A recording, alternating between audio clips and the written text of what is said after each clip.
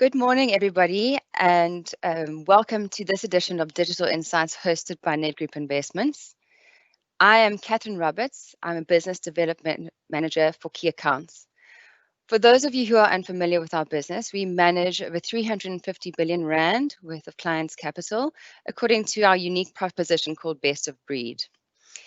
Before we get into the nitty-gritty of our conversation, I'd like to remind you that this session is being recorded and the recording will be available on our YouTube channel thereafter. Also, if you'd like to ask a question, please use the chat functionality on the right-hand side of your screen. So there's no doubt that the lockdown environment has significantly changed the way that we do business and certainly the way that we engage with our clients. I was actually listening to a panel discussion recently where the panelists actually made an interesting observation saying, maybe it's not so much what's changed, but really the pace of the change that is disturbing. What's really happened is lockdown has accelerated some of the trends that were already in place before that. And one of those trends is definitely how we engage with and attract clients. So with that as a backdrop, I'd like to introduce you to our speaker of today, Philip Calvert, who is a pioneer of social media, especially in financial services. He created the world's first online networking forum for financial advice professionals and is in demand as a leading speaker, trainer, and commentator on LinkedIn and internet marketing for financial planners, wealth managers, and advisors. He is also the author of multiple books on marketing and has trained and consulted and presented to tens of thousands of people throughout the world. Philip, thank you so much for joining us. Very good morning. Thank you very much indeed, Catherine. Great to see everybody, and I really appreciate you giving up your time to join us today. So I'm going to crack straight on, and so that we don't waste any time. As Kath mentioned, please feel free to ask any questions. We'll try and cover them as we go, but we will have a Q&A session at the end. So I'm really grateful to our very good friends at Nedgroup Investments for inviting me to join you today, and I really hope that you get some value out of today's session. So I'm not going to do any theoretical fluff. I'm just going to get straight on with it. I would love you, please, to stick around to the very end, because when you do, we'll be able to give you, some of you already done this actually, go through your own personal LinkedIn health check, where you can actually answer a few questions, really simple, and it'll tell you how you personally are doing on LinkedIn, if indeed you are on LinkedIn, although I know that about 75 to 80% of today's attendees actually are. And when you take the LinkedIn health check, to say thank you for doing that at the end, I'm going to give you a PDF copy of my book, LinkedIn Lead Generation Secrets. This is the full book, and it's got lots of strategy in there, lots of tips that you may not be aware of, but it's also got like a daily planner as well, which you can use to work through and to help you make the most of LinkedIn. As I said, if you've got any questions, feel free to ask. I'm going to go at a reasonably brisk pace, and if we don't cover your particular question, please feel free to get in touch with me personally, and I'll answer your question myself. So a quick bit of background. I spent 20 years in sales and marketing in financial services for large product providers. My role was made redundant, and since then I've been an independent sales and marketing consultant, working predominantly in financial services. As Kath mentioned, I created the world's first online networking platform for financial services professionals. I've written a few books, and back in the day I used to be a rock concert photographer. Absolutely loved doing that. It was my passion. I'd love to do that again one day, actually, if I had the opportunity, if we were allowed to go to concerts again. And a fascinating fact, for 1 year I was officially the best gin and tonic maker in the world. I entered a competition in the World Cocktail Making Championships. All the best barmen and women from around the world descended on a hotel in London. I entered the gin and tonic category, and I actually won it. And I know there'll be one or two of you thinking, well, why are we talking about LinkedIn today when we could be talking about gin and tonic? But we'll save that one for another day. Okay, so as Kath said, 2020, it's been quite an extraordinary year, a big change for business. As Kath was saying quite rightly, what was happening anyway has been sped up quite dramatically. But as we're all spending more and more time, like we are now, on Teams or Zoom or Skype, it really is important that we're conscious of our online presence, whether we are a provider or a supplier working with financial advisors, or whether you are a financial advisor working with your clients. So it's really, really important that we start thinking about this sort of thing now, and connect better with our audience, share our message, strengthen our online presence, and really work on our online networking skills. And something else I think is quite important as well is starting to think about building our online assets. A lot of this so-called content marketing that we do, where we're constantly pushing information out onto blogs, on Twitter, on YouTube, on podcasts, all over the place. Perhaps we ought to be putting a bit more of a value on that and thinking in terms of, well, maybe, financial advice isn't just something that's done between consenting adults in their home or your office or wherever it is, but to actually think that the expertise and the knowledge that you have has real value and you can sell that to people in other ways. So financial advice, wealth management isn't necessarily something that has to be done one-on-one. Financial advisors have got a lot of skills and you could repackage those skills, but we'll talk a little bit more about that as we go. So let me introduce you to someone who was a great networker, Ernest Charles Prudence. He was an entrepreneur in the UK. He was an absolute expert at what he did. He was a really keen golfer. And as I said, he loved networking. And if he was alive today, and if he was on LinkedIn today, his profile would say that he was the founder and chief executive of the new Peloton engine company in Leeds in the north of England. He was an engineer. In fact, he was an engineer of considerable global repute. And he actually said on his passport that he was an inventor. And Ernest invented a few things that we know and love. He invented the dimmer switch. He invented hydraulics, and bless him, he also invented the dishwasher. Don't we love Ernest now? Because he was an engineer, he used to hang out with other engineers. He used to love networking with other engineers. In fact, he lived next door to the gentleman on the left, who is Barnes Wallis, the inventor of the bouncing bomb. Earlier in Ernest's career, he was also great friends with the gentleman on the right, and the gentleman on the right is John Logie Baird, who is widely credited as being the inventor of television. The story goes that when Logie Baird first presented television to the world, he had a small group of scientists, about 10 scientists in a room to demonstrate it, and Ernest Prudence was one of the scientists in that room at the time. Ernest was my grandfather. And although he was an expert at what he did, one of the things he used to say time and time again was that people buy people. And I think we know this, don't we? And it's something that we often forget about when it comes to social media. We think that the technology is important with social media, when in fact it's the people that are much more important. So we'll explore that as we go.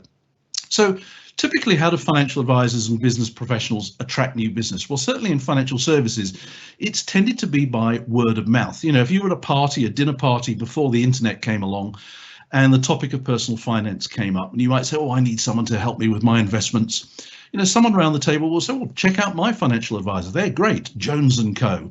And you would write down their name and their phone number on the napkin, and the next day you'd phone them up. Well, today it's a little bit different. You're at that dinner party and somebody makes a recommendation, and the next day you don't phone them up. What you tend to do next is you go onto the internet, you go onto Google, and you want to check them out. Have they got a website? Have they got photos? Do I like the look of them? Simple human things come in place.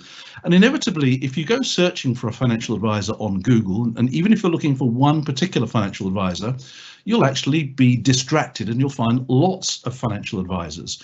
And it might be that the recommendation you've been given doesn't quite sit with you. And you might think, oh, I don't really like the look of Jones & Co. Not sure about their website. And you might check them out on LinkedIn and you might think, I don't like their profile very much, but I do like the look of Smith & Co. Maybe I'll have a look at them. And then, of course, you might discover a blog, or you might find a YouTube channel, or you might find a podcast. You might think, well, actually, I don't need to talk to a financial advisor at all. Maybe I can do some of this myself. Maybe I can figure it out and I can find all the information I need. Now, this is really important because financial advisors typically have become very, very reliant on referrals. And unfortunately, the internet is getting in the way of those referrals. So it's something we need to be thinking about other ways to get the attention of people who've been recommended us. So what else has 2020 taught us? Well, I've met thousands of financial advisors over the years, and when the internet came along, the inevitable conversation came up, said, well, a lot of this is going to be done online. And I saw loads and loads of financial advisors, they would cross their arms, shake their heads and say, nope, it ain't going to happen. Financial planning, financial advice can only ever be done face to face. Well, guess what? Turns out electronic financial advice works just fine. Turns out a lot of people actually really like it. Turns out that actually the fact that you're offering online services now, people think, well, this is fantastic. And they then make a recommendation to someone else and say, look, you don't actually have to go and see this financial advisor. We can do this over Skype. We can do it over Teams or Zoom. So it's worth bearing this in mind, and it's worth really thinking about the different ways that we could use technology now that we've been thrown in at the deep end. Think about the different ways that we could use it to interact, to engage with our clients, and to add value. I think it also gives us the opportunity to be really quite creative as well. And I spotted this wonderful advertisement only a couple of days ago, which just goes to show that a little bit of creativity can be used even around the pandemic, bad as it is at the moment. A little bit of lightness and brightness really is creative and gets people's attention. Anything else that 2020 has taught us? I think we've got to be a lot more strategic with social media, because if everybody's online now, the noise out there is just going to get louder and louder. I think we also need to really be conscious of the difference between social networking and social media, and I will explore a little bit more about that as we go, because there is a difference. I think also make a point of telling people that you offer online services now. I know a number of financial advisors who have now added to their LinkedIn profile words to the effect that said now offering financial planning or wealth management advice over Skype or Zoom. And one or two have told me that the day after they put that message onto their LinkedIn profile, they got some new inquiries coming in. So let's not assume that people know that we offer online services, but to actually tell people and build it into our value proposition. Now, one of the problems with financial advisors marketing is we get this, what I call random acts of marketing. One of the things I get asked time and time again by people is, what should I be doing? Should I be using Facebook? Should I be using LinkedIn? Should I be putting on webinars? Should I be putting on stuff on Instagram? And there's a lot of marketers will be telling you that this is what you need to be doing now. You need to be chucking noise out there onto the internet in the hope that people are going to notice it. Now, yes, some people will notice it, but we've got to be honest with ourselves.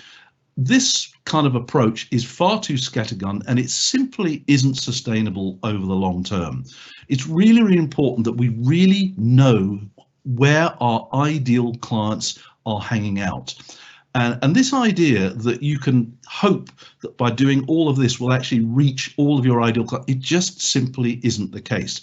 So far better to just focus on finding out, where do your ideal clients hang out? Do they watch YouTube? Or maybe they're on Facebook groups, or maybe they're on LinkedIn. Actually ask them. Do a survey amongst your clients and ask them, where do they hang out online?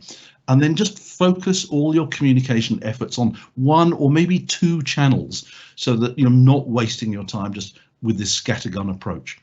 And time again, I get financial advisors saying to me, Phil, yeah, but I hear that, but I see Jones & Co down the road. They're using Facebook groups. Perhaps we should give that a go. And another financial advisor down the road, they're using Twitter. Maybe we should give that a go. And another financial advisor, they're on Instagram. Maybe we should give that a go.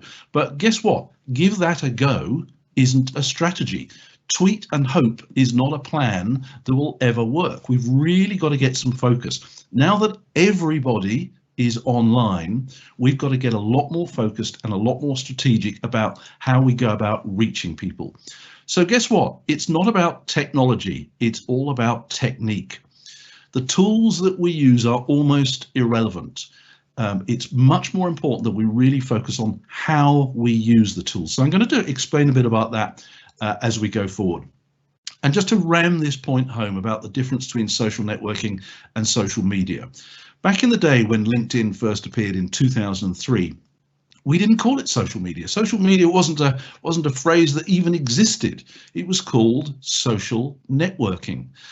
And real networkers are people who go out of their way to help and support and add value to others, to give as much as they possibly can with the expectation of getting nothing in return. Social media is fundamentally about noise. It is about broadcasting content. Social networking is about engaging with other human beings. And that's where LinkedIn really comes into its own. So our good friends at Nedgroup Investments did some research, and we discovered that about 75 to 80% of you today are on LinkedIn. So more and more people are on LinkedIn. But when we ask people, do you know why you're on LinkedIn? Hardly anyone puts their hands up. And when I speak at conferences, I then go and say, hands up any of you who have got a LinkedIn strategy, something that's actually written down, and almost no hands go up at all. So we're all on LinkedIn, but none of us really quite know why we're on LinkedIn. So we've got to kind of get under the hood of it. And I think a lot of people see LinkedIn as a bit like this. I'm on there, but nothing's happening. And quite frankly, it's hard work. And there's a few spammers there. And there's too many recruiters. And we look for excuses not to really like LinkedIn. So hopefully today, I'm going to give you a few excuses to absolutely love LinkedIn and to put it right at the heart of your communication. And one of the problems is we all waste time on LinkedIn. You know how it works. If you're on the desktop version or the app version, you go on and you have a quick scroll through the news feed and it's kind of relevant. And you see that little red dot and you think, oh, somebody wants to connect with me. And then we have a look and think, should I be connecting with them? I'm not sure whether I should or whether I shouldn't be. And then we might post something and then we might like something. I mean, it's all way too random. I promise you, if you get some focus into how you use LinkedIn, it will literally transform your experience of the site and you will start getting remarkable results from this. That's why I'd love you to stick around to the end to take the LinkedIn health check, get the free ebook, and it will give you a plan. It will literally give you a daily plan of action so we lose this time wasting thing. And I know a lot of people still see LinkedIn as a bit like it's a fancy job site. And yes, LinkedIn still makes a lot of its money from recruitment-based and job-related activities, but LinkedIn is way, way more than a fancy job site. This is what LinkedIn is and what they're trying to do, what their strategy is. And we've got to remember that LinkedIn is owned by Microsoft. So, Microsoft know a thing or two about the internet and technology. They're not stupid. So this is essentially what LinkedIn is. It's anything you want it to be. Yes, it's a networking platform. Yes, you can post jobs. You can post your PR numbers. It's a Rolodex. Actually, right at the heart of it, it's a search engine. And we really need to remember this. Right at the heart of LinkedIn is the fact that it's a search engine. LinkedIn is the people and expertise search engine. And what LinkedIn is really trying to do is to make itself an indispensable business tool so that you won't feel that you need to go anywhere else. I mean, they even show the news on LinkedIn now. So it's worth remembering that there's a lot to LinkedIn. There's a lot more to it than initially meets the eye. Now, because it's a search engine, the problem is we've got to make sure that we stand out from the crowd and that we get found. And I promise you right now, there are people on LinkedIn searching for people who have expertise in investments, in financial planning, in wealth management, in mortgages, whatever it is you do, and they are looking for you. So we've got to make sure that you get found in the crowd. Unfortunately, we all look the same. We are all lookalikes. We all use the same words on our profile. We all say exactly the same thing, just like financial advisor websites. And this might sound a little harsh, but the research that I've done in financial advisor websites, they all say the same thing. They all have the same imagery on them. None of you watching this today are paid to look and behave like someone else. Only this lady on the left here is paid to look and behave like Audrey Hepburn. She gets hired by large companies to go to conferences and we all stand there and have a selfie with her. None of you are paid to look and behave. We've got to stop being lookalikes and we've got to get a little bit more character into how we present ourselves. So here's a fact of life. If you're on LinkedIn, you are marketing yourself. It's as simple as that. Whether you like it or not, you are marketing yourself. And if you are not already receiving queries and inquiries out of the blue from complete strangers, And you should be, if you set your profile up correctly, you should be receiving inquiries from complete strangers. If that's not happening, then arguably you are not marketing yourself as well as you could be, or you're not presenting yourself as well as you could be, or you're not playing to the LinkedIn algorithm. And I'll explain a bit more how that works. So this is how LinkedIn, it all starts when it comes to LinkedIn search. You set your profile up on LinkedIn, okay, and you write out your profile, you scatter a few important keywords on there, maybe you do some posts on the status update, and maybe you've included some hashtags. We'll talk more about hashtags later, how they work. And because you've set yourself up on LinkedIn, there are people who are searching for people like you. So other LinkedIn members are actually looking for people like you. And let's say they do a search and they decide that they like the look of your profile. You've come up well in the profile, in the search results. So what will typically happen is they will have a look at your profile. They might send you a connection message. What we're trying to do is get to a point where they actually communicate with you. If that's not already happening, we've got a job of work to do. Now, the good thing for you is that these people are coming to you. Everybody thinks LinkedIn is about, I've got to go looking for clients. In actual fact, what should really happen is they come looking for you. And if they come looking for you, you've then got an opportunity to communicate with them. Simple things like, hi, Sue. Hi, John. Thanks for taking a look at my profile. I hope you found something of interest.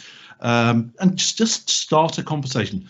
What we're really trying to do on LinkedIn, the strategy that works, is to start conversations with people. And if the messaging will start through the LinkedIn messaging tool, and hopefully we'll end up in a coffee shop or a bar or on Skype or Zoom. We've got to get to that point. OK, so they come to find you. We do a bit of messaging. We then take them off LinkedIn and go to a coffee shop or a Skype. That's what we're trying to do. And if everything goes well, hopefully we'll end up in a champagne bar again one day. So it's really important that you are ultra clear about who you are targeting. You've got to really write your profile and aim it at your absolute dream client. And if you have a dream client, you will probably already know what they're worried about today, what they're thinking about, what excites them, what motivates them. You will already have a reasonably good knowledge of your clients and in particular your ideal clients. So you then need to show on your profile that you are speaking to them. So LinkedIn's got about 700 million members. It's still dwarfed by Facebook, but I'll take 700 million people any day. That's a lot of people. And I would argue that every single one of them needs help with their personal finances. Every single one of them needs help in some way, shape or form.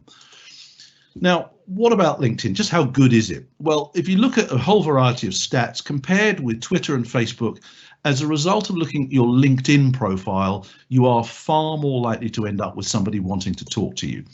And by any measurement, whether it's thought leadership, enhancing client relationships, making professional connections, building brand identity, LinkedIn stands head and shoulders above everything else. I mean, they call it a professional network for a reason. And I appreciate that it's starting to look a bit more like Facebook, but that's actually a good thing. But we'll explain that as we go. Now, when you ask people who are actually crushing it on LinkedIn, who are doing really, really well, how has LinkedIn helped you? This is what they say, and this is in order. So right at the top of the list, they say doing research on people and companies. In other words, they're using LinkedIn as a search engine, reconnecting with past colleagues and associates, and building relationships with people who could influence potential customers. Now, that's a really important one, that third one, building relationships with people who could influence potential customers. So we're talking about that second and third degree. It's about saying, hi, thanks for looking at my profile. Can I introduce you to anybody in my network? It's not assuming that they want to hire you, but make the assumption that they need help in some way, shape or form. So always look at LinkedIn as a vehicle to introduce people to each other. And the more you give, the more you get back. So your prospects are already on LinkedIn. Your job is to find them or help them to find you. to get their attention and then to start a conversation. It is as simple as that. Once the conversation starts, it's over to you.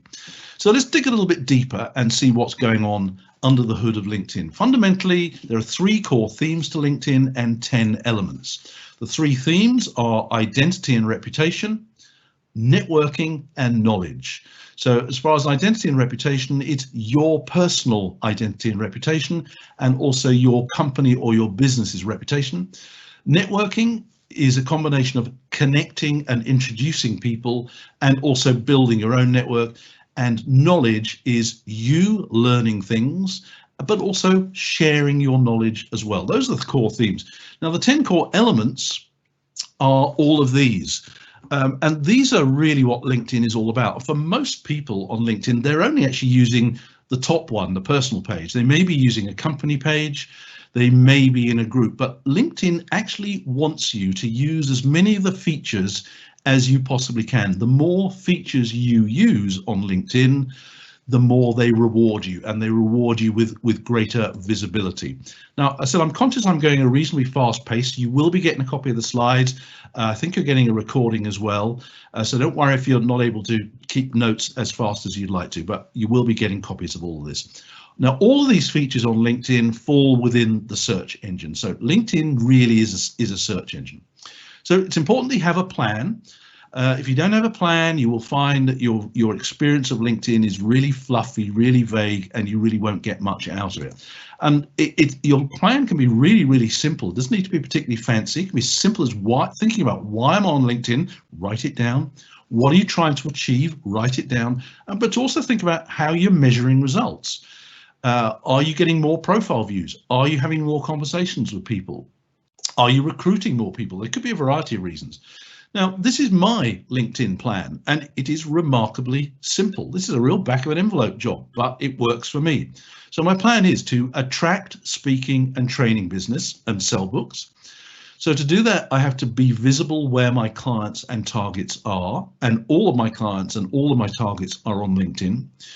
To then try and have conversations with them. So that conversation will start on LinkedIn through the messaging platform, and I take it off LinkedIn into a coffee shop or onto Skype, wherever, and drive people off. And the people I am targeting on LinkedIn are meeting planners and conference organizers, financial advisors, suppliers to financial advisors, and I also do a lot of work with school careers leads as well. I mean, that's my plan. How hard is it to do that?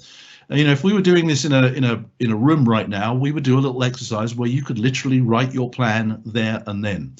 You know, if you take nothing else away from today, take this one slide away, because this will make all the difference to your experience. So we're going to think about taking conversations that lead people to your value ladder. What do I mean by a value ladder? It's the series of steps that you take that give people the opportunity to get to know you, get to like you, and get to trust you. So it's just worth very, very quickly looking at how perhaps other professionals have a value ladder. So for example, the value ladder for a dentist these days might be free teeth cleaning or free teeth whitening. Just get you in the building, give you a great bit of value, get some testimonials from you so they can experience you, get to know you, get to like you, get to trust you, so that it becomes much, much more likely that they will go further up the ladder and start spending some real money with you. Perhaps a chiropractor. Again, they often will do a free consultation, maybe even a free massage. What they really want you to do is to take out a subscription for an ongoing care plan or a wellness retreat, something like that. But they get you in so they get to know you, get to like you. That's a value ladder. What about a gym? I think we all know what the value ladder for a gym is. I mean, the value ladder for a gym even starts on a particular day of the year, doesn't it? January the 1st. They'll offer often freebies to get you in the building, give you a great experience, get some testimonials from you, so that it becomes much more likely that you'll spend some serious money. You know, my value ladder for financial advisors looks something like this. A free Facebook group with lots of value, free ebooks, free e-guides, a thing called a scorecard, a webinar, a book, workshop. So we're gradually working up the ladder. The stuff in green is free. The stuff in blue is sometimes free, sometimes I charge for it. The stuff in black you pay for, and the stuff in red is reassuringly expensive. That is a value ladder. You know, for me to, if I had a website that just said, financial advisors, come and join me on our weekend retreat where we'll take a deep dive into marketing, it's pretty unlikely that I'm going to get many takers until they've got to know what I do and experience some of the stuff that I have to offer. So financial advisors should be thinking about building their own value ladder as well. And you could include any of these things as a financial advisor along the way. Now, their experience of you on LinkedIn in many ways is the start of your value ladder. How they experience the initial engagement with you, what they see on your profile. That's the start of their experience with you. So remember, people are using LinkedIn as a search engine to start to get to know people, to start to build a relationship before they commit to going any further. So lots of people make a very, very big mistake on LinkedIn, and I wonder if you can guess what the single biggest mistake is that people make on LinkedIn. I wonder if you can guess what that is. Okay, it's not fully completing their profile, with the emphasis on the word fully.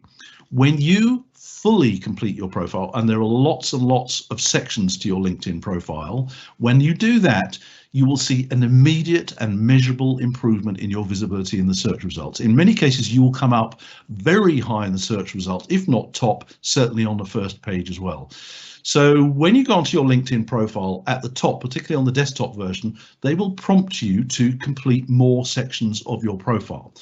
And also when you fill out your profile, I mean, LinkedIn even gives you some stats. You are 40 times more likely to receive opportunities through LinkedIn. So that's worth spending some time on, filling out your profile in a lot of detail.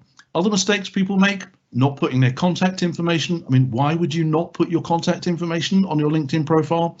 Not engaging with other people and their content. In other words, not networking, and forgetting that concept, people by people. Far too many people go onto LinkedIn. They think, great, I'm on LinkedIn. They sit back and they wait for people to get in touch. Ain't going to happen. You've got to put some work in. You've got to engage with people at a human level. Now, when I say fill out your profile in detail, what we've got here are all the different sections of a LinkedIn profile. And as you can see, there's quite a lot to it. So this bit will be a little bit time consuming, but once you've got this bit nailed, then you will start seeing an immediate difference. Because when people are using the LinkedIn search engine, LinkedIn doesn't want to show people profiles that are half completed. LinkedIn wants to give you a good experience, so they will tend to favor profiles that are fully completed. So these are all the different sections, fill in them as many as you can. Other things that you must do to appear high in the search results: fully complete your profile, connect with a lot of people, include hashtags in your posts, which we'll get to, engage with other people's content, in other words, network with them, and also include some keywords, and we'll talk about keywords as well.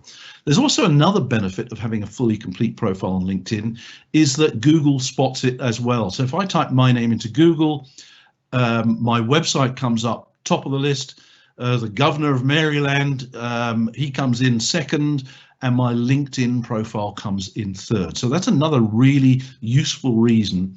So if you're a financial advisor in Cape Town or Johannesburg, make sure it actually says financial advisor in Cape Town, financial advisor in Johannesburg, so that Google will pick that up, so that when people are searching for a financial advisor in those places, it improves the likelihood that you will appear higher up.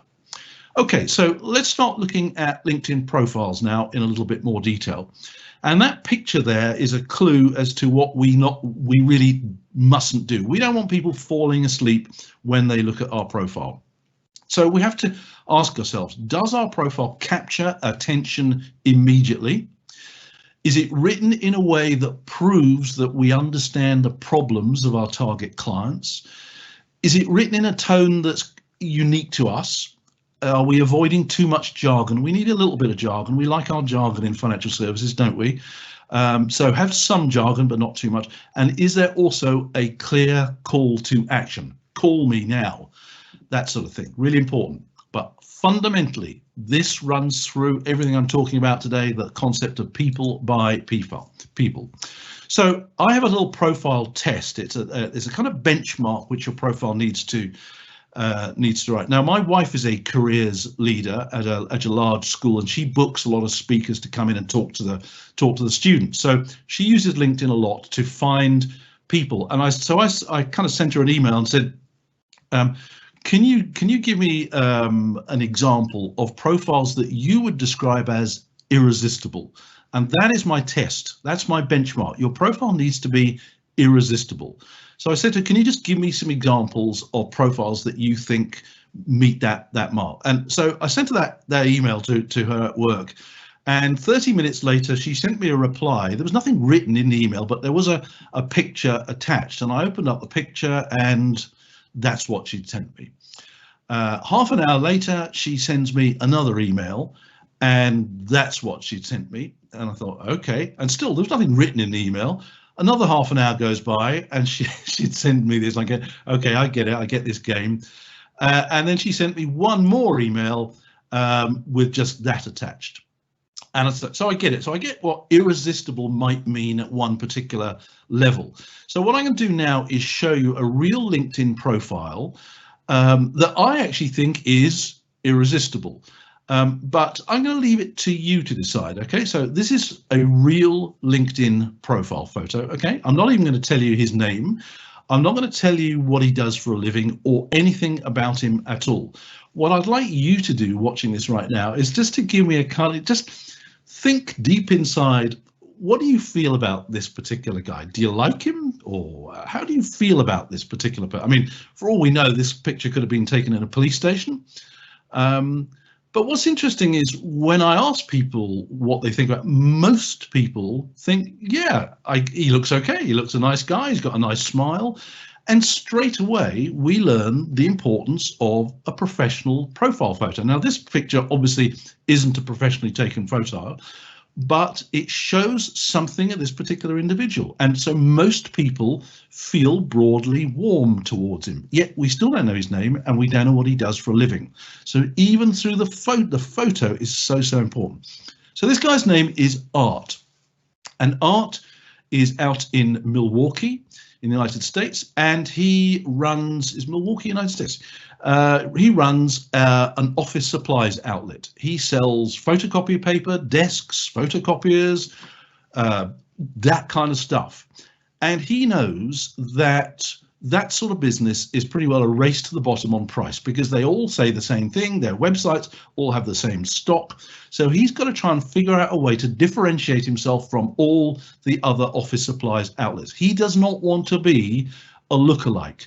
So I'm now going to show you some of the things that he's written on his LinkedIn profile. Just have a look at those while I grab some water.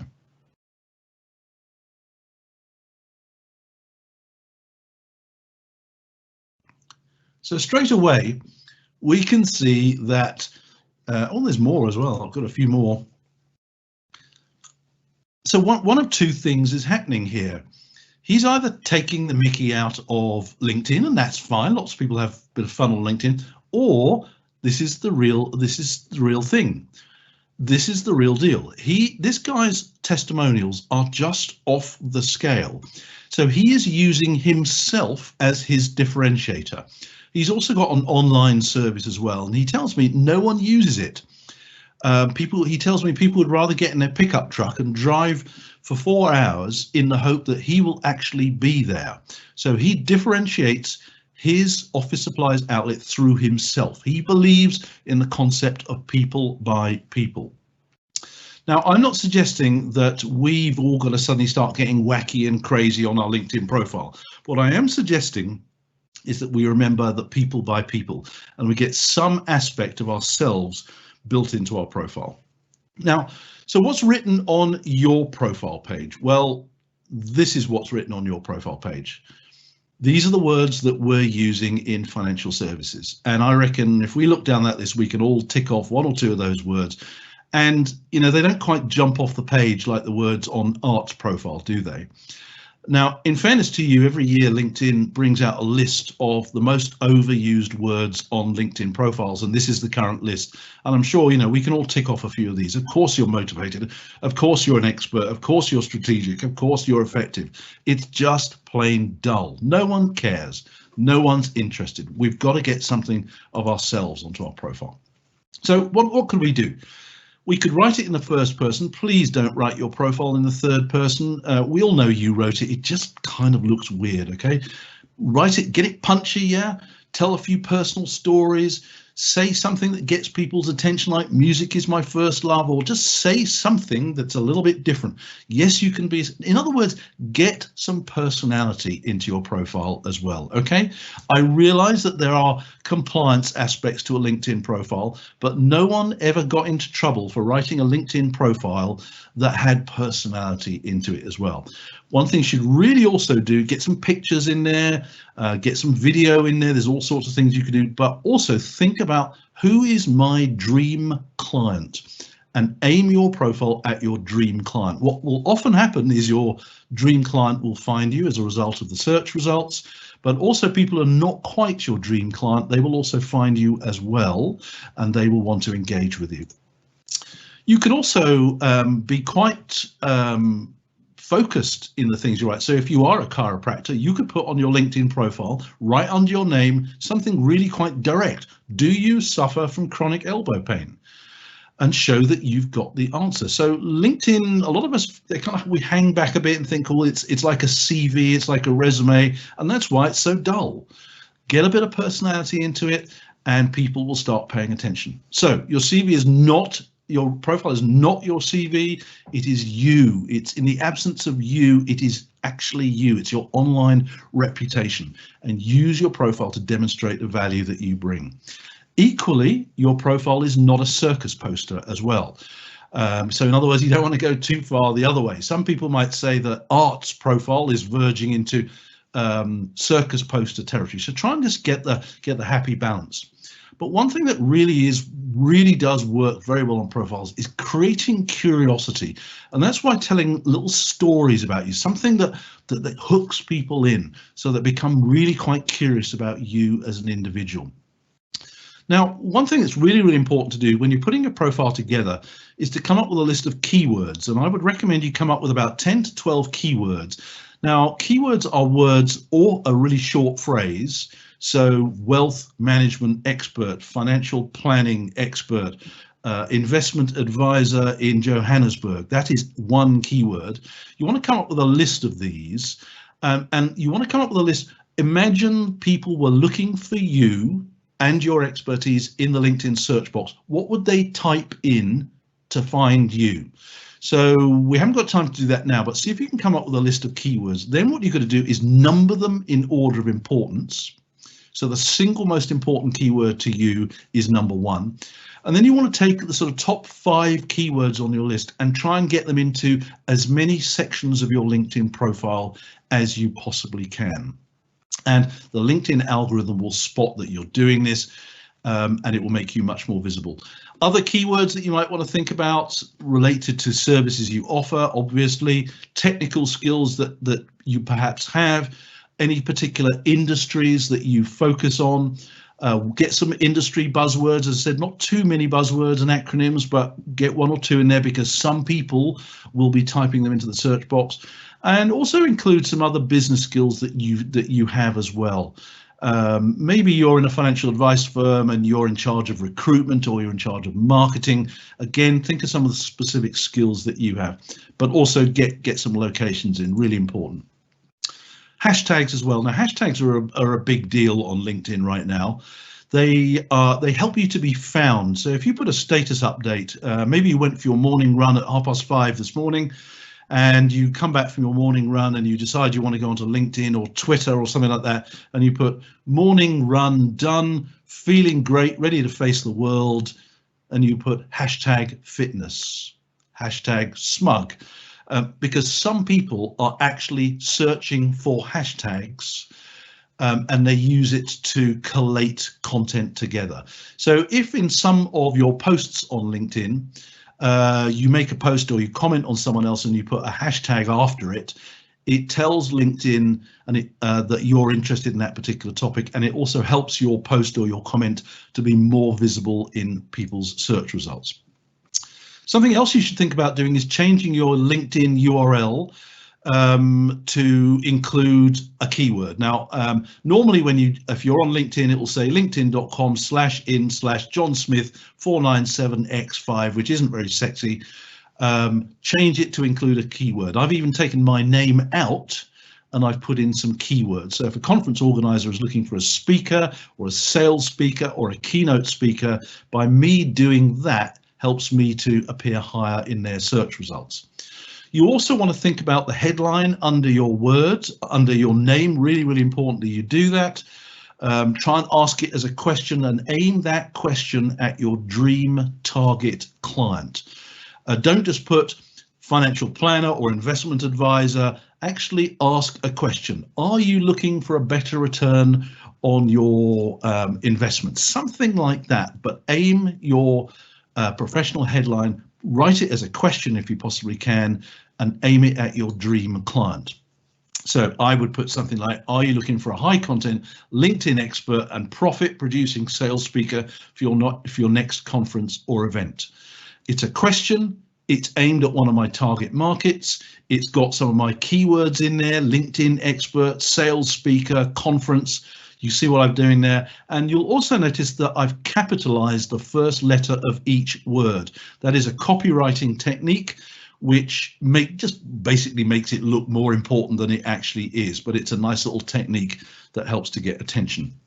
Jeremy here, he's a financial planner, but he's also put keywords in his name. You are allowed to do that as long as you don't abuse it like this particular one here. So keywords in your name are okay, but don't abuse it. There's also something brand new on LinkedIn. You can only do this via the mobile app, but once you've done it, it appears on the desktop as well, is you can now record 10 seconds of audio. LinkedIn say it's a tool to help you pronounce your name, which is fine. So you literally just say your name so that people can pronounce the name if they want to talk to you. But you've got 10 seconds. So it may well be that you could use that 10 seconds very, very wisely. And what you could do is just say something like, are you looking to get a better return on your investments? Or are you looking to increase your income in retirement? Call me now. So you've got 10 seconds of audio, you might as well use it. Then you've got your experience section. A lot of people just put their job in there, but you see all the detail, fill it out. Fill out some information as to where you're working or what you're working on right now. Get some keywords into that. Really, really important that you do that. Then you can put your contact details. But what you'll notice there is the bit where the arrows are pointing, it says book me to speak at your event. That's a little known feature on LinkedIn. And the way you do that, when you go into the settings, when you put your website address in, so I put philipcalvert.com, you've got a drop down and it gives you some choices as your company website, your blog, something else, or other. Choose other, and then it allows you to add that free text, which again can include some keywords along the way. You want to also show your birthday on LinkedIn. Now, much as it's great for people to send you birthday wishes, the whole point of showing your birthday is that LinkedIn tells everybody, tells your network when it's your birthday. Now, why would you want to do that? It doesn't put your year, it just puts your date. But my last birthday last year, I had 426 people send me birthday greetings on LinkedIn, which gave me 426 opportunities to do what? So if you've been paying attention, to start a conversation. So Mary or Sue or John would say, happy birthday, Phil, hope everything's all right with you. So I can then talk, I can get a conversation. Oh, how are you, Mary? I haven't heard from you in a while. How are things? Is there anything going on in your business? Can I connect you to anybody who would help? So I go into networking mode. I offer to help people. I offer to make introductions, but it is 426 opportunities to start a conversation. And it's conversations that lead to business being written. Okay, now here's something that's a lot of people kind of don't notice on LinkedIn. Now let's imagine that I'm looking for a financial planner, okay? And I've done my search on LinkedIn and I've just picked Tom, okay? Tom, he looked like a nice guy. So I've chosen Tom out of all the search results, okay? Now this is a screenshot of Tom's profile on LinkedIn, but I've actually blanked off part of it and it's on the right-hand side. So I'm looking at Tom's profile here, but on the right-hand side is usually a list. and there's a column that says people also viewed. So I'm looking at Tom's profile, but on the right hand side of Tom's profile is a list of what? His competitors, apart from Tina. On the right hand side of Tom's profile is a list of his competitors. And I ask you the question, do you think Tom wants a list of his competitors on his own profile? Well, of course he doesn't. And it may well be, just as I mentioned earlier, maybe someone's recommended that I look at Tom. So I'm having a look at Tom, or he's come up in the search results. But down the right hand side, there's Tina and there's Liam. Liam seems to have letters after his name. And I go down to the bottom and there's Adam. Now, Adam's got letters after his name. Now, Adam seems to be a chartered financial planner, and Tom doesn't. Tom just seems to be a financial planner. So maybe Adam's better. Maybe Adam's more qualified. So there's a good chance that I'm going to go and have a look at Adam's profile. And if that gets my attention, sorry, Tom, I'm going with Adam. The good news is that list on the right-hand side of your profile can be hidden. You've got to dig around in the settings and you'll find that there's a way to turn off that list so it doesn't show your competitors on your own profile. You've got to have a great photo. Caroline's got a great photo, so if someone puts a new photo up, just do a simple little thing, say great photo, Caroline. Now, I know Caroline, and I'm going to ask you the question, what do you think happens when I post great photo, Caroline? I mean, hopefully she doesn't block me, but what actually happens is Caroline writes back to me. She says, oh, hi Phil, how are you? Also, there'll be a number of people in Caroline's network who don't know me, and they'll see, who's this Phil Calvert guy? So they'll then have a look at my profile. And when they look at my profile, that's an opportunity for me to start a conversation with them. But there are photos and there are photos. I mean, you must have a profile photo. All the research shows if you don't have a photo, no one bothers to look at you. When you add a photo, the number of views that you get increases almost immediately. Your photo needs to be friendly and professional. Although Art's photo wasn't professionally taken, it was still friendly and professional. But as I said, there's photos and photos. Now, Emma, a friend of mine, what do we think about Emma's photo here? Well, Emma's a really nice lady, but that's not the ideal photo for LinkedIn. We need to be able to see the whites of our eyes. And some people might ask, and is Emma wearing any clothes in the office today? I don't know, but it's not the ideal LinkedIn profile. Adam, on the other hand, reflecting the more modern look in the office. And something else that a lot of us do on LinkedIn, I know photos on LinkedIn are circular at the moment. If we like the look of someone's profile photo, what we quite often do is we click on it and it makes it a bit bigger so we can have a closer look. So make sure that you upload a nice big chunky file. I think you can go up to 8 megabytes now so that when people click on your photo, they can get a closer look of you. But as I said, there's profile photos and there's profile photos. This is Andy's, not really ideal for LinkedIn. Bart is rocking the cow look. This is a financial advisor. Why is she holding a snake?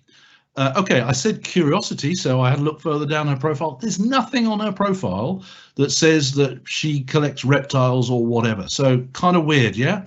This is a financial advisor. Some people will go, well, if that's a financial advisor, he's the one for me.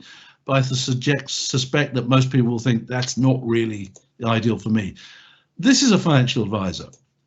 This is a head of distribution for a very, very major insurance provider. This, I suspect, is not Vince, head of business development at Prudential. So you see where I'm going with this. This is not a financial advisor, but it is a real LinkedIn profile picture that someone is using. So I think you kind of get where I'm going. Both these people are financial advisors. So if you've got a profile photo like that, no one is going to ask you for investment advice or pension planning or financial planning. It's just not going to happen. Okay, this guy's on here as well. I love collecting the funny ones as well. You know, you can join groups on LinkedIn. You know, he's even joined a group on LinkedIn. And here's the point. There is a group for everyone on LinkedIn. And that's where you'll very often find clients. You know, the groups can be amazing. Almost 4,000 groups for accountants, 800 for solicitors, 7,000 for lawyers, almost 4,500 groups on LinkedIn for people who love golf. I mean, it just goes on and on. Over 5,000 groups related to South Africa. Find those groups, join the groups, don't sell yourself, just engage with people at a human level. And, you know, if you type in South Africa into the search box, You know, the top one, South Africa Business Community, 67,000 members in there. The next one, Oil and Gas Jobs, 31,000 members. East Africa Business Communities, 46,000 members. I mean, you could just spend all of your time in the groups. And the way you do it is you just engage with other people. Great post, Mike. Great post, Sue. Simple stuff like that to create curiosity so that people come and look at your profile. I mean, it just goes on. Type in Johannesburg. There are 540 groups on LinkedIn related to Johannesburg in some way, shape or form. So if you do have a distinctive photo, add some relevance in your profile. So this gentleman here, he runs a Lexus dealership in central London. His passion in life is the outdoor world. He loves hiking, he loves climbing, he loves walking, and he puts that in his profile. And almost the first thing in his profile said, the outdoor life is my world, is my passion. So he has that's his profile photo. So there's some relevance there. Now, it only needs one person who's looking to buy a Lexus or to add some Lexuses to their fleet of cars who also loves the outdoors world, and he's got them. They're not going to look. Human beings are interact and they engage and they are naturally drawn to other human beings where you've got something in common. So it is important that you include something of your personal world on your LinkedIn profile so that other people have an opportunity to, who also share that love or whatever it is, that passion, that they'll engage with you. So copy what the people who know what they're talking about. Jeff, the boss at LinkedIn, friendly and professional. Dara, the CEO at Uber, friendly and professional. Melanie, head of strategy at Google, friendly and professional. And I even found this guy on here who looks vaguely friendly and professional as well. It's worth just talking a little bit more about photos. One thing we generally, all of us try to do is we try to look competent in our LinkedIn photo. We try to look confident, but actually that's not what people are looking for when they're looking at strangers on LinkedIn. The one thing that people are looking for more than anything else in a LinkedIn profile is trustworthiness. It is believed that the only reason we shake hands at meetings, or used to shake hands, is to prove that we're not concealing a weapon. So trustworthiness is really important to human beings. So if you can try and get an element of trustworthiness into your LinkedIn profile photo, all the better. One way to do that is to have a head and shoulders shot and try and include your hands. If people can see the palms of your hands in your photo, that dramatically enhances the degree to which people will trust you. Okay, so add pictures to your profile. A lot of people don't do this. There's lots of places where you can add images. And when you add images like these to your LinkedIn profile, the number of views you get just dramatically increases. You can also add infographics as well. Infographics are really, really powerful. Here's a financial advisor in the United States who could have written a blog about how to improve your credit score, but that would have been a bit dull. So he created an infographic to do it instead. Much more appealing. Anybody can do this. You don't need to be a graphic designer. Just go onto a website like canva.com, C-A-N-V-A, and just drag and drop, create your own infographics. Much, much more appealing, and people actually look at them for much longer as well. The big picture at the top of your LinkedIn profile, that is a huge branding opportunity. Most people don't use that big image. It's free to use. Everything I've talked about today is free on LinkedIn. So use it. You can even add some text if you go through Canva to do that. Pete here, he's a financial advisor in the UK. He's also a podcaster. He's a YouTuber. So he's using the space at the top just to give a sense of behind the scenes at Pete's business as to what he does. Use the mobile device. So imagery is really, really good. Tell stories. When I was last speaking in India, they had an elephant outside the conference hall. So you've got to have a selfie with an elephant if that comes by. Plenty of elephants in South Africa. So you could do that there, upload them. The LinkedIn algorithm loves them. Here I am with a couple of other speakers. Again, I take a picture, I upload it to LinkedIn, and I put the word, here I am with other speakers. Speakers is a keyword, and picture on the right, lovely conference hall in London as well. So use imagery as best you can. Then we've got the summary section, the about section. A nice little technique is to use bullet points, because not everybody is really good at writing. So bullet points are absolutely fine, but make sure you get some keywords in there. This guy here, he's really gone to town on the bullet points thing. No waffling there.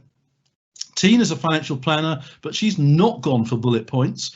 But if I turn on my forensic torch, you will see that she is managing her keywords very effectively. So in the first paragraph below, we've got financial planning, financial advisor, and financial planning. So Tina knows her LinkedIn game. She's got her keywords.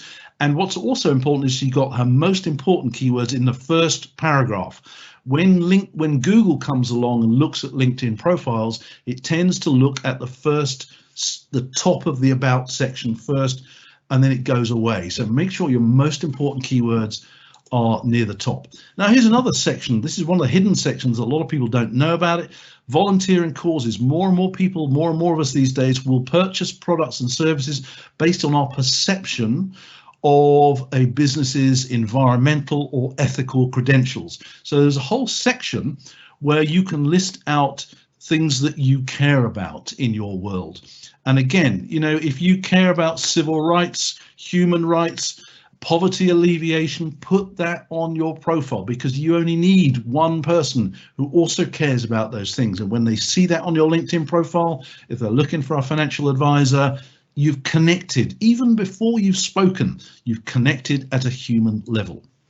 Martin here, he's one of the UK's top financial planners, and he's just down the road from me here in Cranley in the UK. We're about 30 miles south of the centre of London. But he uses his volunteer section to say that he's director of the Cranley Park Run, Cranley in Bloom, and also Cranley Chamber of Commerce. So if you're involved in local activities, put that onto your LinkedIn profile as well. Then we've got the skills section. It's just literally a quick and dirty way to list out your skills, your industry skills, tools and technology, and then people can rate you. Now, this is a really important section. You can put up to about 50 skills in there, but the LinkedIn algorithm uses your skills to determine where you appear in the search results. So remember that keyword list we put together earlier? Put some of those keywords in your skills section as well. So I've listed mine out here, and you can pick individual skills and you can see who has endorsed you for a particular skill. So if somebody endorses you for one of your skills, what do you think you should do next?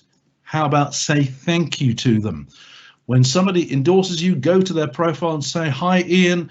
Hi, Jean-Michel. Hi, Tara. Thanks for endorsing me for speaking today, or thanks for endorsing me for pension planning today. I really appreciate it. And, you know, people will endorse you even if they've never met you before. But LinkedIn tries to not let that happen too much. But it's an opportunity for you to say thank you and do a simple human thing. What about Art? What skills has Art listed on his own profile? He's listed invisible to women, more patient than I should be with people who are stupid, and of course, sales. Sales is Art's #1 skill. What I find quite amusing is that 17 people have actually endorsed him for being invisible to women. So what Art is actually doing here is continuing his humor theme, his self-deprecating humor. He's continuing that right throughout his LinkedIn profile. You can also have more than one LinkedIn profile. You can have one in English and you can have one in another language of your choice. So if some of your clients, maybe Afrikaans might be an interesting one, yeah, go to LinkedIn and say, please, can I have another profile? And so I want to write it in another language. They will let you do that as well. So what we're doing here is we're thinking about our ideal clients and we write a profile that's aimed at them. It's about them more than it's about you. So we've set up our profile. Now what do we do? What we're trying to do now is to get people to look at our profile. Focus on profile views. And it's really important to remember that no one ever looks at your profile by accident. They do it on purpose. Any of these activities on LinkedIn could result in someone looking at your profile. So I used the birthday example earlier there. LinkedIn alerts people that it's my birthday or it's your birthday, and they'll probably look at your profile. So it's an opportunity. So any of these things, so when you get a copy of the slides, you might actually want to print this off, because any of these things happen, can result in someone looking at your profile. Now, there's a variety of different tools and things that really work well on LinkedIn right now. Story-based status updates, short, simple little posts, video status updates, commenting on other people's content, commenting on niche content. So maybe you're a financial advisor that specializes in professional golfers. Yeah. So you want to search for golf or hashtag golf, and LinkedIn will then only show you content related to golf, and then you comment on that. Comment in groups, live streaming, audio messages, and video messages. So yeah, you can do audio and video messages as well. Whatever you do, remember, we're trying to just create a little bit of curiosity so that people want to take a look at our profile and maybe then go on to look at our website. So as well as sending written messages to people on LinkedIn, you can send voice messages. What does that do? It makes you not a lookalike. When there's a voice message in your inbox, you're going to listen to it, aren't you? It's as simple as that. You can also send video messages to people. Again, just simply hold up the app, record a little message, and send it to your contact or whoever it is that you want to. As of this week, this is brand new, you can now arrange a Zoom or a Teams or a Blue Jeans instant meeting through the messaging. So maybe you're having a communication with somebody through the messaging tool on LinkedIn, and you just click a button and you can have an instant Zoom. This is literally brand new, came out this week as well. There's also LinkedIn Live, where you can do video streaming as well. If you've got a company page on LinkedIn, this is absolutely amazing. The amount of views that you do, and a great little tool. Just interview a client, interview a colleague, talk to camera. Imagine you're doing a webinar. Really, you have to apply for LinkedIn Live. Just go to the help area and type in LinkedIn Live, and it shows you where to do that. You've got to really understand your numbers. So important. And what I mean by that, if I said to you, would you like to know the names and addresses of everyone who looks at your website? You know, everyone says, well, yeah, that might be quite useful. Well, I can't give you that, but I can give you the names and addresses of everyone who looks at your profile.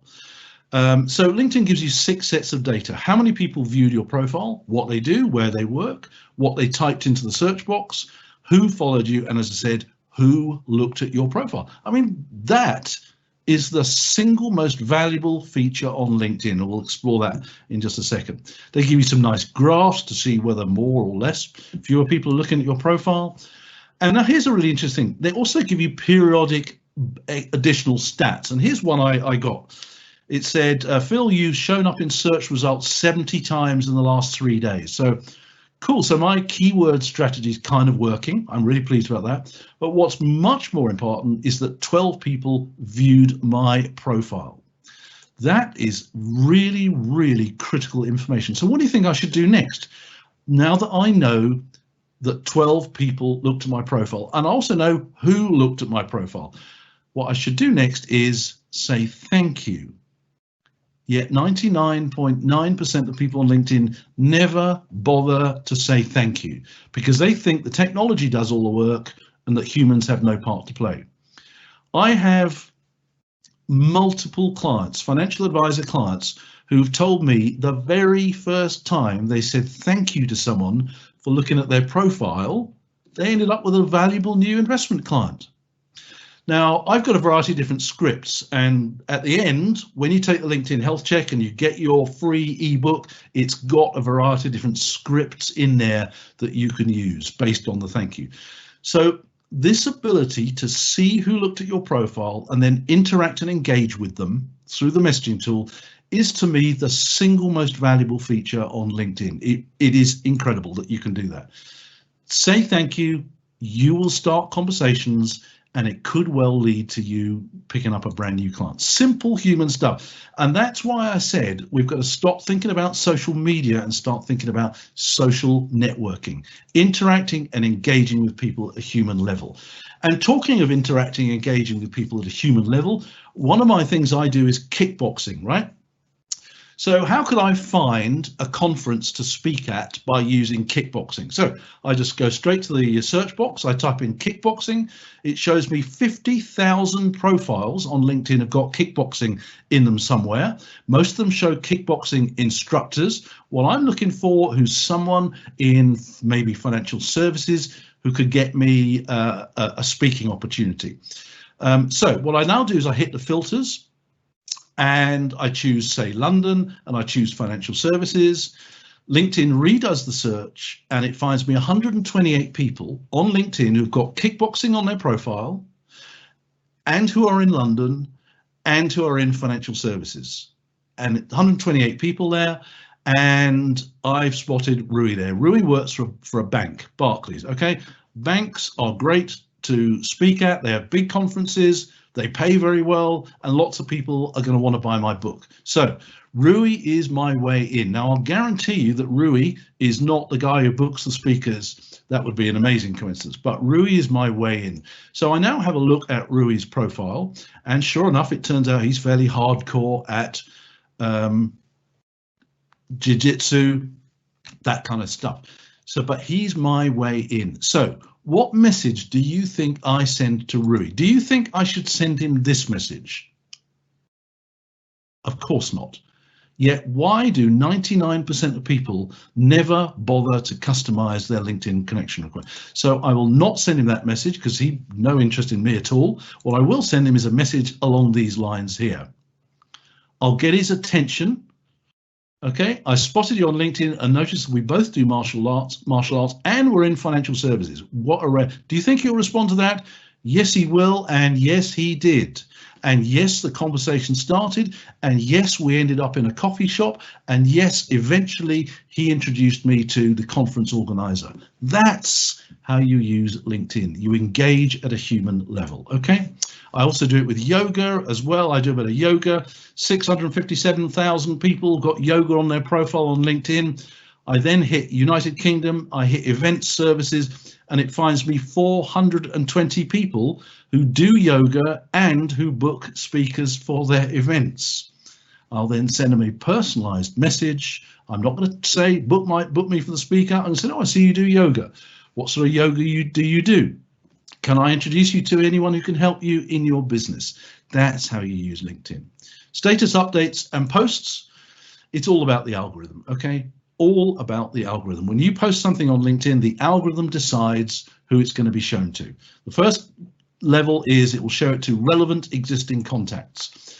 It will then, if people kind of dwell over it, maybe they're scrolling through LinkedIn and they just stop for a moment, that gets your post a few more points, so they'll show it to a few more people. If it gets a couple of likes, or comments or shares, they'll show it to a few more people.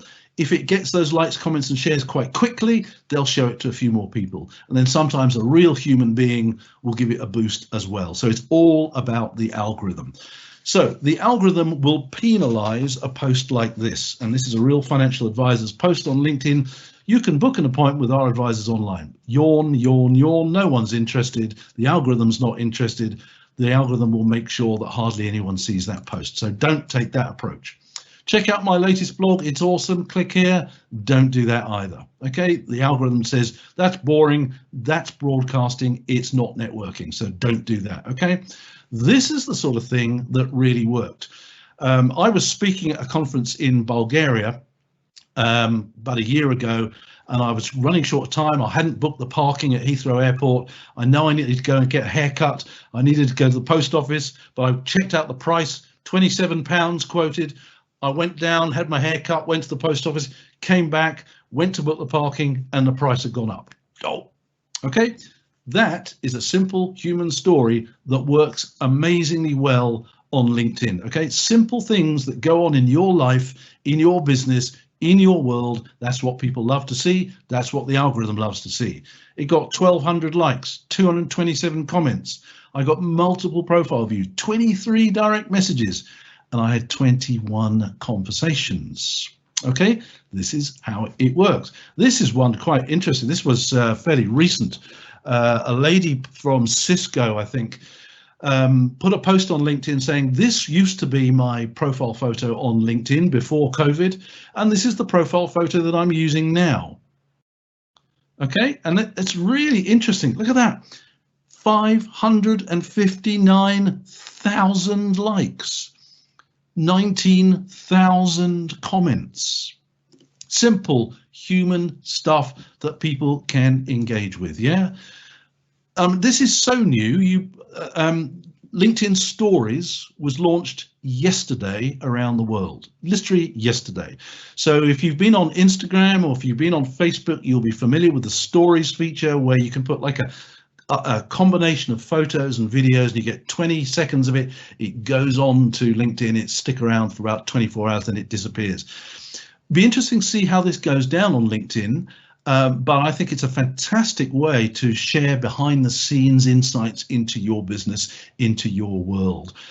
Literally, this is brand new, be worth doing it. You can post articles on LinkedIn, but they've really got to be really long, really detailed, with a lot of unique information, research based. Now, if you can do that, the algorithm loves it. It's got to be long, it's got to be detailed, and it's got to be unique as well. That is a really viable content strategy on LinkedIn, but it's got to follow that to actually work.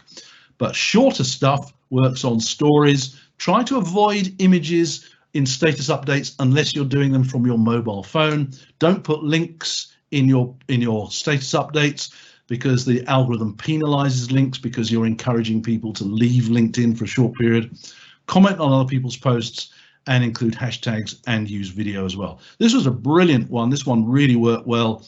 This guy, John, he's a BBC journalist. He came out the BBC, the early stages of the coronavirus pandemic. Someone had stolen his bike from outside the building, so he recorded a quick video about that. He put it onto his LinkedIn profile, and as you can see, it did really well. So it got people's attention. It was human. It had a message. It includes some relevant hashtags. It was a little bit emotional as well. Tell human stories. If you are going to put images through the desktop version, go for the jugular. Cute stuff works. Yes, it works on LinkedIn. And I know a lot of the LinkedIn people say, well, this isn't appropriate for LinkedIn. Yes, it is appropriate for LinkedIn because it works. This guy here put a picture of his dog, 1,700 likes, 227 comments. This kind of stuff works. Okay. A Bentley dealership here, Nick, green Bentley, tell people what you think, 1,300 comments.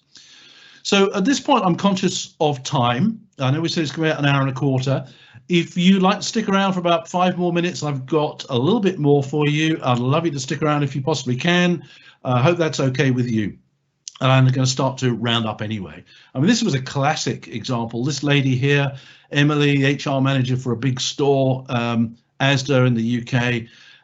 She went downtown in Leeds. She said, this is Patrick, he's 86, stopped me in Leeds, asked me about how my day was, if I had time for a coffee, cancelled her meetings. Look at that, 230,000 likes, 11,000 comments.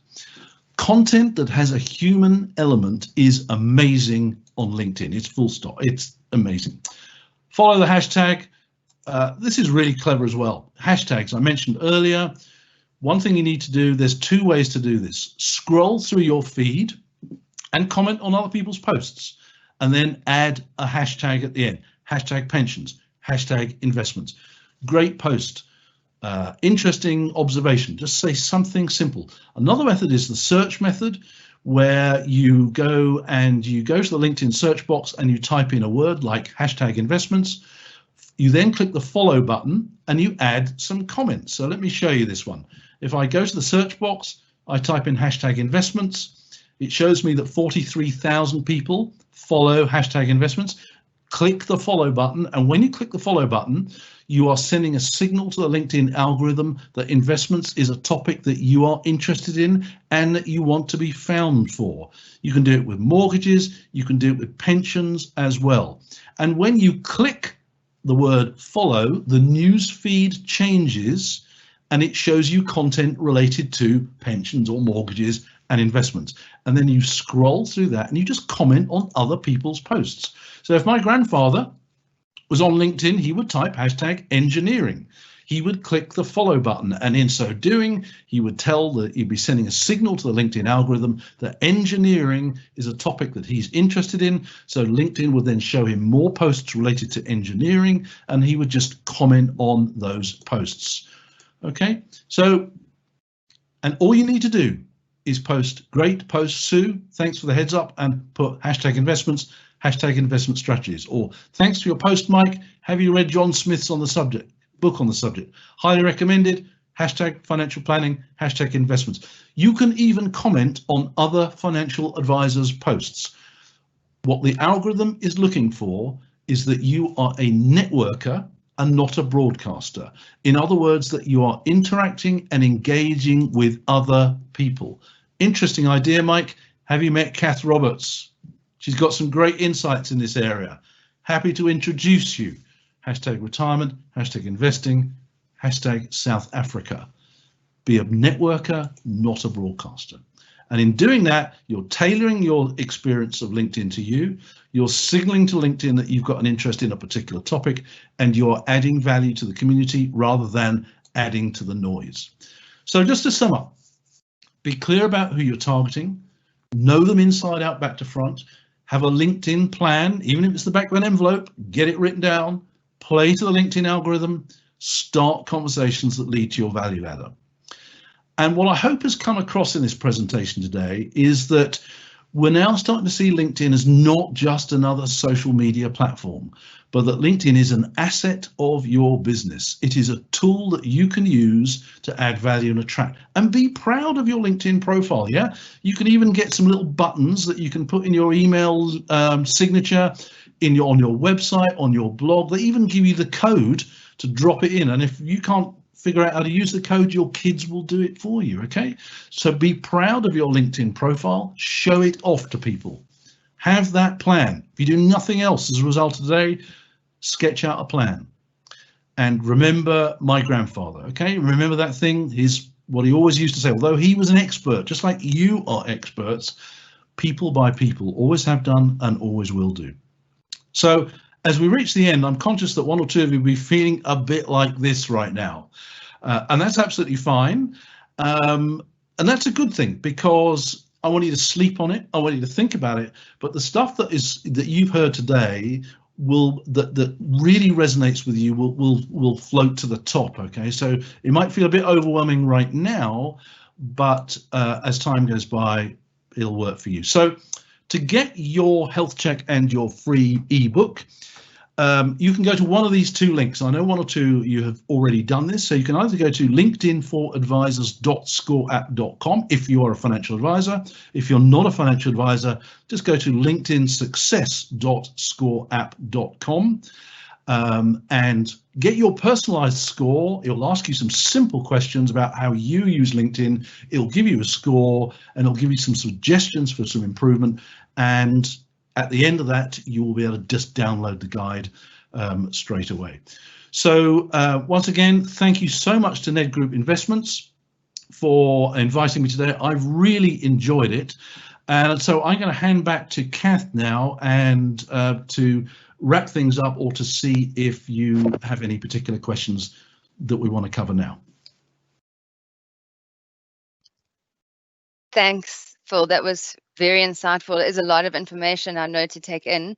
But certainly I, for one, am going to go and complete my LinkedIn profile. There's certainly a lot of things I could be doing differently. So thank you so much for the insights. We have had some questions. I mean, one that I think comes up fairly frequently is how, obviously there are a lot of recruiters on LinkedIn. Is there something you can do to avoid that being the most of the noise in your newsfeed? Yeah, if you are seeing recruiters, it is one of two things. Thing number one is that you have actually at some point engaged with them. So the algorithm thinks that you want to see more recruiters. So that's one reason. So actually what you want to be doing is engaging more with the content that you actually want to see. So if you're a financial planner that specializes in investments for professional golfers, then spend more time looking at professional golfers and engaging with more of that content. I do know a couple of financial advisors who've thought, well, if recruitment consultants keep looking at me, then why don't I create a special product just for them? So I know a couple of financial advisors who have written an ebook. Remember the value ladder I was talking about? Who've written an ebook or an e-guide that says 10 ways for recruiters to increase their income in retirement. So every time a recruitment consultant looks at their profile, they say, hey, thanks for looking at my profile. Really appreciate it. I see you're a recruiter. check out our free guide on how to improve your income. And they get like a 90% take-up rate. So they're adding recruiters to their own database. They can send them the news and they're taking them on as clients. So play to that if they do, or just ignore them. Simple as that. Clever. Nice strategy. And I think linked to that a little bit, Phil, is when you say to broaden your network, does that mean, I suppose it leads on from the recruiter question, does that mean just accept every friend request that comes across your desk, or how would you suggest that people manage their network? That's a really good question. So here in the real world, a networking strategy, most of us would think, actually, we don't want to connect with everybody we ever meet. We actually want to, we'll just connect with the people we get on with, the people we might be able to actually help at some point in some way, shape or form. In the LinkedIn world, they like you to have a big network of contacts. So their definition of well connected, it means something slightly more. Their definition on LinkedIn is you connect with a lot of people. They like you to have a big network. And the bigger your network, the more often they will put you higher in the search results.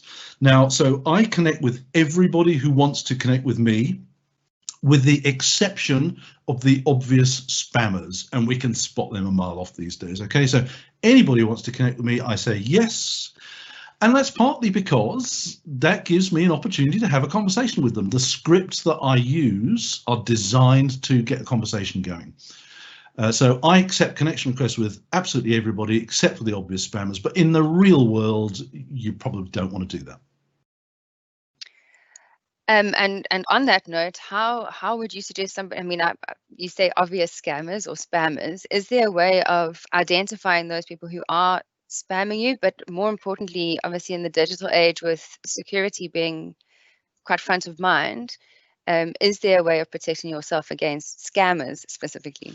Yeah, scamming is slightly different from spamming, but I get the point of your question.